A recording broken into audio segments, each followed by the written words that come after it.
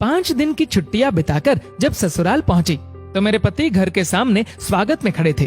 अंदर प्रवेश किया तो छोटे से गैराज में चमचमाती कार खड़ी थी, स्विफ्ट डिजायर।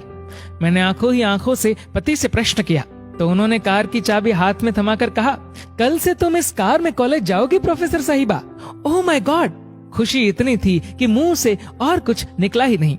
बस जोश और भावावेश में मैं तहसीलदार साहब के गले लगकर लिपट गई। उनका गिफ्ट देने का तरीका भी अजीब हुआ करता है, सब कुछ चुपचाप और अचानक। खुद के पास पुरानी इंडिगो है और मेरे लिए नई कार खरीद लाए।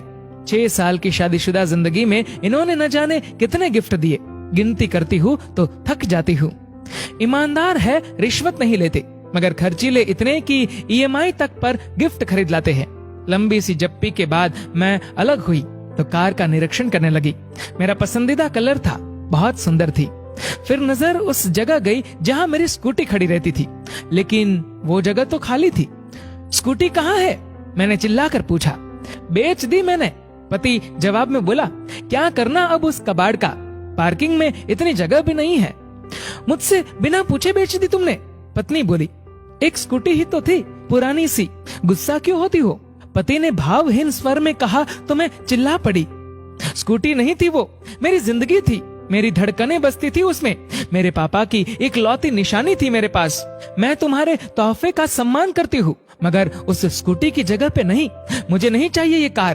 तुमने मेरी सबसे प्यारी चीज बेच दी, वो भी मुझसे बिना पूछे। मैं रो पड़ी। शोर सुनकर मेरी सांस भी दौड़ी दौड़ी बाहर आ गई। उन्होंने मेरे सर पर हाथ फेरा तो मैं टूट कर रो पड़ी। रो मत बेटा, मैंने तो इससे पहले ही कहा था, एक बार बहू से पूछ ले। मगर बेटा बड़ा हो गया है, तहसीलदार जो ठहरा, माँ की बात कहाँ सुनेगा। मगर तू रो मत। और तू खड़ा खड़ा अब क्या देख रहा है? वापस ला स्कूटी को।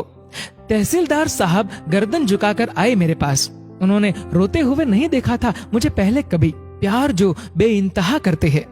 याचना भरे स्वर में बोले, सॉरी यार, मुझे क्या पता था वो स्कूटी तेरे दिल के इतनी करीब है। मैंने तो कबाड़ी को बेचा है, सिर्फ 7,000 में। यूं ही बेच दिया कि कार मिलने के बाद उसका क्या करोगी? तुम्हें खुशी देनी चाहिए थी, आंसू नहीं। अभी जाकर लाता हूँ। फिर वो स्कूटी वापस लेने चले गए। मैं अपने कमरे में आकर बैठ गई, शांत सी, सोचने लगी। पति का भी क्या दोष था? हाँ, 1-2 बार उन्होंने कहा था कि इसे बेचकर नहीं ले ले। मैंने भी हंसकर कह दिया था कि नहीं, यही ठीक है। लेकिन अचानक स्कूटी न देखकर मैं बहुत ज्यादा भावुक हो गई थी। होती भी कैसे नहीं, वो स्कूटी नहीं, औकात थी मेरे पापा की। जब मैं कॉलेज में थी तब मेरे साथ में पढ़ने वाली एक लड़की नई स्कूटी लेकर कॉलेज आई थी। सभी सहेलियां उसे बधाई दे रही थी।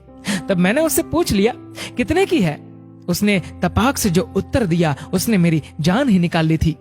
कितने की भी हो, तेरी और तेरे पापा की औकात से बाहर की है।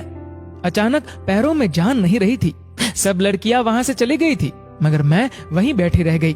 किसी ने मेरे हृदय का दर्द नहीं देखा था। मुझे कभी ये एहसास ही नहीं हुआ था कि वे सब मुझे अपने से अलग गरीब समझती थी। मगर उस दिन लगा कि मैं उनमें से नहीं हूँ। घर आई तब भी अपनी उदासी छुपा नहीं पाई। माँ से लिपट कर रो पड़ी थी। माँ को बताया तो माँ ने बस इतना ही कहा, छिछोरी लड़कियों पर ज्यादा ध्यान मत दे, पढ़ाई पर ध्यान दे। रात को पापा घर आए, तब उनसे भी मैंने पूछ लिया, पापा हम गरीब हैं क्या? तब पापा ने सर पे हाथ फिराते हुए कहा था, हम गरीब नहीं हैं बिटिया, बस जरा सा हमारा वक्त गरीब चल रहा है। फिर अगले दिन भी मैं कॉलेज नहीं गई। न जाने क्यों दिल नहीं था। शाम को पापा जल्दी ही घर आ गए थे और जो लाए थे वो उतनी बड़ी खुशी थी मेरे लिए कि शब्दों में बयां नहीं कर सकती। सच कहूँ तो उस रात मुझे नींद नहीं आई थी। मैंने पापा को कितनी बार थैंक यू बोला याद नहीं है। स्कूटी कहाँ से आई, पैसे कहाँ से आए, ये भी नहीं सोच सकी ज्यादा खुशी में। फिर 2 दिन मेरा प्रशिक्षण चला। साइकिल चलानी तो आती थी, स्कूटी भी चलानी सीख गई। 5 दिन बाद कॉलेज पहुंची, अपने पापा की औकात के साथ, एक राजकुमारी की तरह। सच पूछो तो मेरी जिंदगी में वो दिन खुशी का सबसे बड़ा दिन था। मेरे पापा मुझे कितना चाहते हैं सबको पता चल गया। मगर कुछ दिनों बाद एक सहेली ने बताया कि वो पापा के साइकिल रिक्शा पर बैठी थी। तब मैंने कहा, नहीं यार, तुम किसी और के साइकिल रिक्शा पर बैठी हो, मेरे पापा का अपना ऑटो है। मगर अंदर ही अंदर मेरा दिमाग झंझना उठा था। क्या पापा ने मेरी स्कूटी के लिए ऑटो बेच दिया था? और 6 महीने से ऊपर हो गए मुझे पता भी नहीं लगने दिया। शाम को पापा घर आए तो मैंने उन्हें गौर से देखा। आज इतने दिनों बाद फुर्सत से देखा तो जान पाई कि दुबले पतले हो गए हैं, वरना ध्यान से देखने का वक्त ही नहीं मिलता था। रात को आते थे और सुबह अंधेरे में ही चले जाते थे। ऑटो भी दूर किसी दोस्त के घर खड़ा करके आते थे। कैसे पता चलता बेच दिया है। मैं दौड़कर उनसे लिपट गई। पापा, आपने ऐसा क्यों किया? बस इतना ही मुंह से निकला। रोना जो आ गया था। तू मेरा गुरूर है बिटिया, तेरी आंख में आंसू देखूं तो मैं कैसा बाप। चिंता ना कर, बेचा नहीं है, गिरवी रखा था, इसी महीने छुड़ा लूंगा। आप दुनिया के बेस्ट पापा हो, बेस्ट से भी बेस्ट। इसे सिद्ध करना जरूरी कहाँ था? मैंने स्कूटी मांगी कब थी? क्यों किया आपने ऐसा? 6 महीने से पैरों से सवारियां ढोई आपने।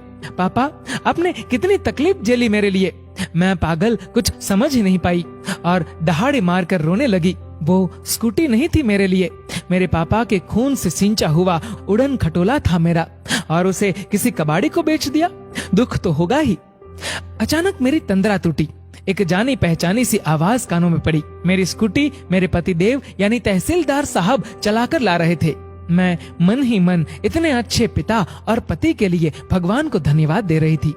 दोस्तों, इस वीडियो को लेकर आपकी क्या राय है नीचे कमेंट करके जरूर बताएगा। और अगर आपको वीडियो अच्छा लगा हो तो इस वीडियो को लाइक करेगा, शेयर करेगा ज्यादा से ज्यादा लोगों तक, और ऐसे ही और भी इंस्पिरेशनल वीडियोस के लिए सब्सक्राइब करें हमारे यूट्यूब चैनल को और फेसबुक पर फॉलो करें हमारे पेज को। धन्यवाद।